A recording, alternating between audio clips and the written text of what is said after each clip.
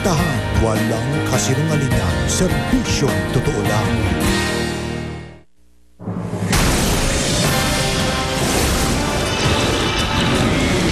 To the winner by split decision, and new WBO heavyweight champion of the world, the Desert Storm, Timothy Bradley! Pagkapanalo ni Timothy Bradley Jr. laban sa ating pambansang kamao na ikinagulat ng buong mundo, gustong paimbestigahan ni Coach Freddie Roach at top-ranked promoter Bob Arum. Talo man sa mga hurado, Manny Pacquiao panalo sa paningin ng mga sports analyst at inaayunan maging ng punch statistics. Hirit ng ilang sikat sa Hollywood. Laban, niluto. Si Pacman, ginagalang daw ang resulta ng laban. Pero maghanda-handa na raw si Bradley sakaling magkatoo silang muli. Maalamat na bilis at hindi ng kabao ni Pacquiao. Humihina na nga ba? Kasambahay sa Santa Rosa, Laguna na ninakawan umano ang kanyang amo. Sinampahan na ng reklamo. Acting Chief Justice ng Korte Suprema na si Associate Justice Antonio Carpio. Tatanggapin ba ang automatic nomination para pumalit sa napatalsik na dating Chief Justice na si Renato Corona? Panibagong bagyo. Pinangangamba ang papasok sa Philippine Area of Responsibility. Bagong silang na sanggol. Natagpo ang patay at inabandona sa isang imbakan sa Laguna. World Boxing Champion Manny Pacquiao at World Idol Jessica Sanchez nagkasama. Kaya media, di magkamayaw. Kylie Padilla, magpapasexy na rin para sa isang men's magazine. Approve kaya sa ama niyang si Robin?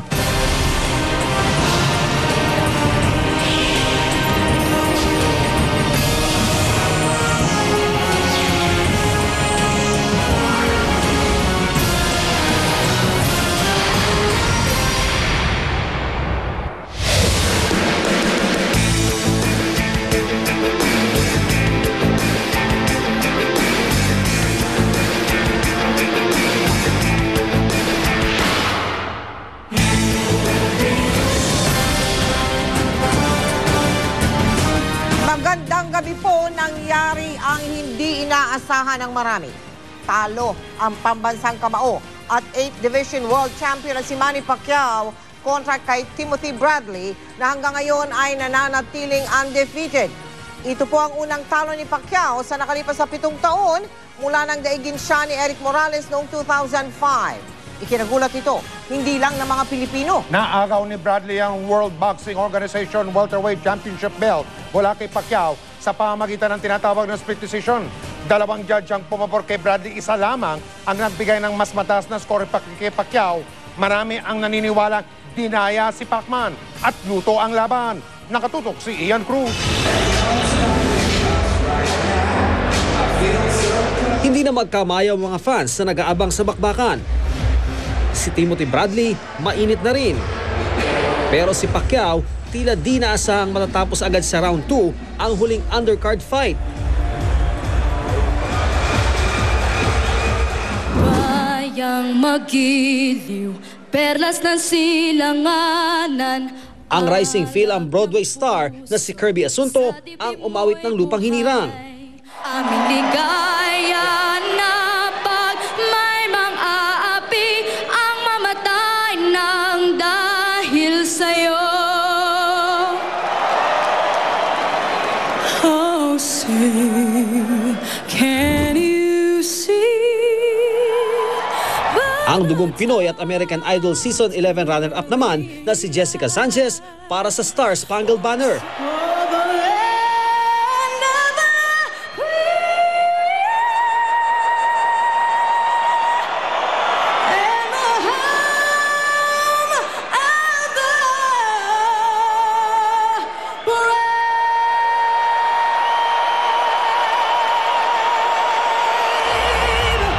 Unang pumasok ang challenger na si Bradley.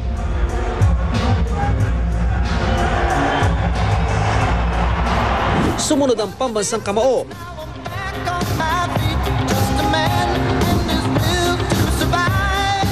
Na di nalimutan ang nakagawiang pagdarasal. Let's get ready to rumble!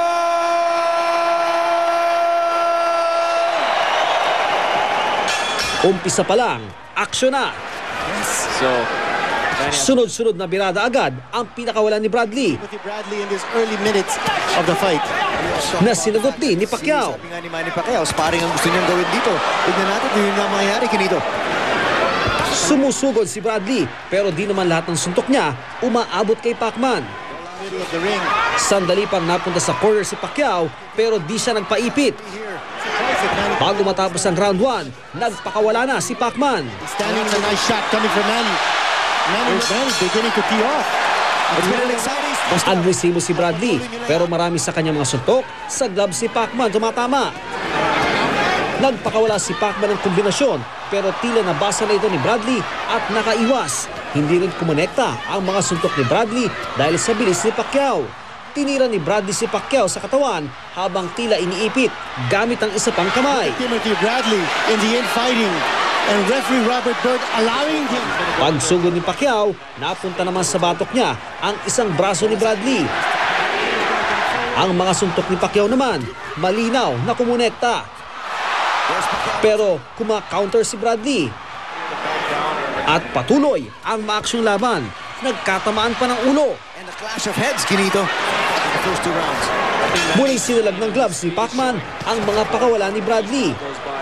Inipit na naman ni Bradley si Pacquiao habang binibira sa ulot katawan. Nakakaiwas naman si Bradley sa follow-up punches ni Pacman dahil panay ang pagyuko. Pero pinakita uli ni Pacman ang kanyang kamandag. Now that was a right hand that entered. Nagkasuklian ng mga suntok. Naging maaksyon ang pagtatapos ng round 3.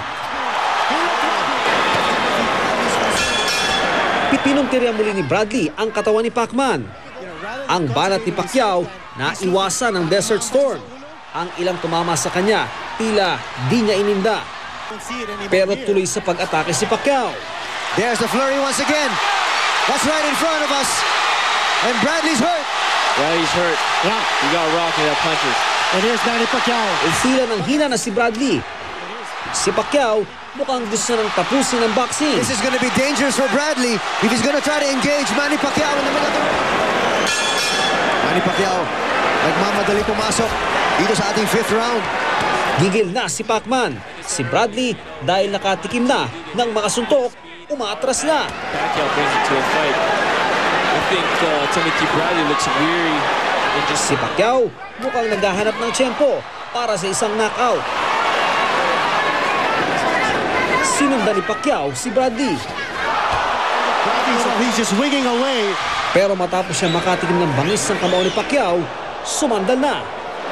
Another great left there. Just like Brian said, this fight could be over or it could have been over already. Marami nagakalang tatapusin ni Pacman ang laban sa round 6 pero tila nagpahinga si Pacquiao. Nakabawi naman ang lakas si Bradley at nagpakawala ng jab. Pero gumanti si Pacman nang madikit sa corner si Bradley. Manny Pacquiao. Bradley in the corner. Trapped. Huwag kang sumunod. Kita mo? Kasi siya naghihintay na lang siya. Pag tinamaan mo, diretso na yun. Sabayan muli ang laban. Matapos magkadikit ng 2 beses, tuloy ang bakbakan. Kung hindi makakonekta sa muka, tinatarget ni Bradley ang katawan ni Pacman. Oh, nice left hand coming from Manny Pacquiao. Tinamaan siya ron. Bradley once again looks like he's in trouble. And Manny Pacquiao stops the action by doing that. Pero ang pambansang kamao, nakaisa sa mukha ni Bradley na mukhang ininda niya. Took it on the face. He's got a sturdy chin. Walang malinaw na tumatamang suntok mula sa 2 boksingero sa pagsisimula ng round 8. Sabi naman niya, wala daw problema. Nagkauntugan uli. Hindi nagtagal, nag-init na ang dalawa. Finding the mark. It has been very active here today. Ang mga birada ni Bradley sa gloves ni Pacquiao na naman tumatama. Bago mag-bell, muli na namang nag-init ang laban. Once again, trying to look for late flurries, Pacquiao. The exchange in the middle of the ring. Sinimulan agad ng pakawala ng suntok ni Bradley, pero may sukli rin ang pambansang kamao. Shots that Manny gave him that could have floored anybody else. Bumirada ang dalawa hanggang sa tila ma-off balance si Bradley. Hinabola ni Pacquiao si Bradley hanggang sa di kita na uli ang birahan. Si Timothy Bradley right now. Tila walang kapaguran pareho. Bara-bara na ang mga suntok. Bagamat nagkakatamaan, parehong nakatayo pa rin ang dalawang boksingero. Oh, what a nice uppercut right there. Shots from close distance. Nagbitiw ng kombinasyon si Bradley. Oh, nice exchange. Patuloy man ang pag-asinta ni Pacquiao, pero si Bradley magalaw. Nakahanap din siya ng pagkakataon, pero maya-maya nagkaipitan silang dalawa. Pinakawalan ni Bradley ang kanang kamao. Nagsabayan uli, pero halatang nakakaramdam na ng pagod ang dalawa. Pero hanggang sa bandang huli, agresibo pa rin. We let that round go. We saw that round as a... Diretso agad sa trabaho si Bradley sa round 11. Kitang desperadong maagaw ang titulo ni Pacman. Sinusubukan naman makapasok ni Pacquiao. Pero may side-to-side move si Bradley.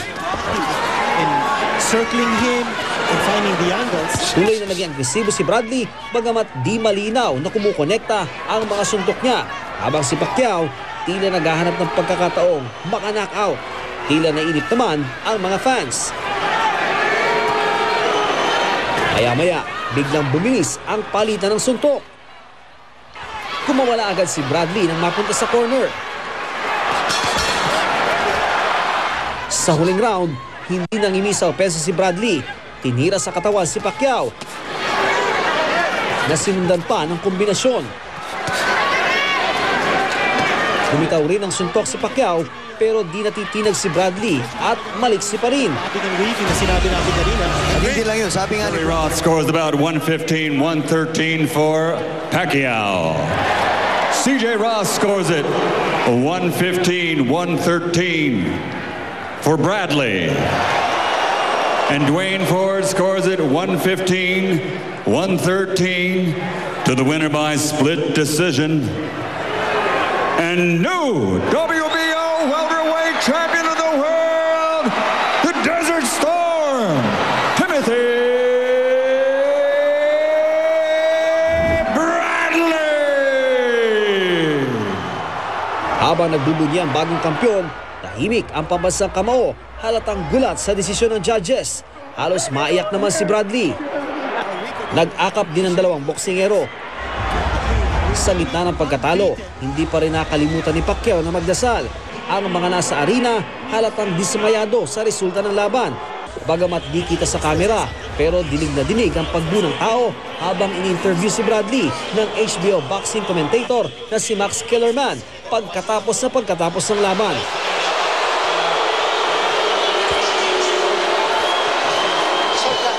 Kalaunan, si Mario Lopez naman ang nag-interview. Were you hurt at any point in this fight? Oh yeah, Manny's a beast. He has fast hands. That left hand is very fast and hard. He hurt me a couple times in the fight, but I held up. You know, I had strong legs and my will to win, man, just came over. At tulad ng propesiya niya na magre-rematch sila ni Pacquiao, tuloy ang hamon ni Bradley para sa isa pang laban. I got to give Manny a rematch. Not said the fans are not satisfied with this victory. Absolutely. You know, I got to definitely give him a shot to earn his title back from me.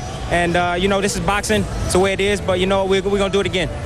Si Pacquiao, bagamat tinatanggap daw ang desisyon ng mga hurado, iba raw ang pananaw sa resulta ng laban. I mean, I respect that, but I believe that I won the fight. Did he hurt you at all during this fight? No. He didn't seem to take any steps backwards. As you can see, the crowd was not agreeing with that decision. It was not a popular decision. Exactly. Most of these punches is from the hit to my arms, and I don't know what happened. I'm willing to rematch. And Ian Cruz, Nakatutok, 24 Oras.